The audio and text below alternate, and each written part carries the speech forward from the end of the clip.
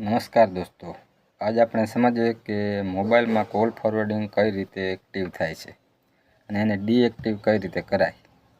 Call forwarding કોઈ પણ મોબાઈલમાં કોઈ પણ કંપનીનું સિમ કાર્ડ હોય, જીઓ હોય, એરટેલ હોય, તો પણ એક સિક્રેટ કોડથી કોઈ પણ મોબાઈલમાં કોલ ફોરવર્ડ થઈ શકે અને ગમે ત્યારે બંધ પણ કરી શકાય।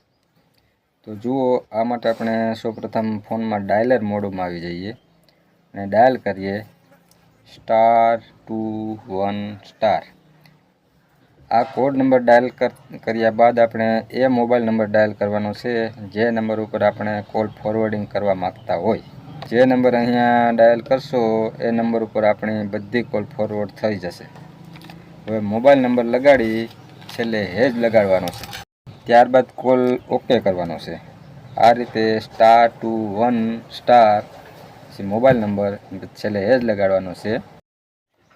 એક જ મોબાઈલમાં આપણે જો બે સિમ વાપરતા હોઈએ તો જે સિમનો નંબર આપણે બીજા નંબરમાં એક્ટિવ કરવા માગતા હોય એ સિમ એક્ટિવ રાખવાનું અને કોલ ઓકે કરવાનો।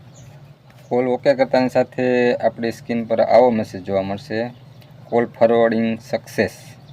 આવો મેસેજ જોવા મળે તો કોલ ફોરવર્ડિંગ ઓકે થઈ ગયું। જો તમે ચેક કરવા માગતા હોય તો ડાયલ કરો *21#। ડાયલ કરતાની સાથે તમારા મોબાઈલ સ્ક્રીન ઉપર એક મેસેજ જોવા મળશે, કયા નંબર ઉપર કોલ ફોરવર્ડ થયો છે એ નંબર પણ જોવા મળશે।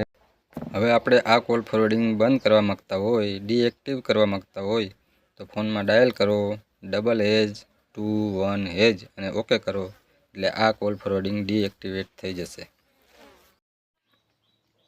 *21# અને ઓકે કરો એટલે તમારા ફોનમાં જે મેસેજ જોવા મળશે, નોટ કોલ ફોરવર્ડિંગ।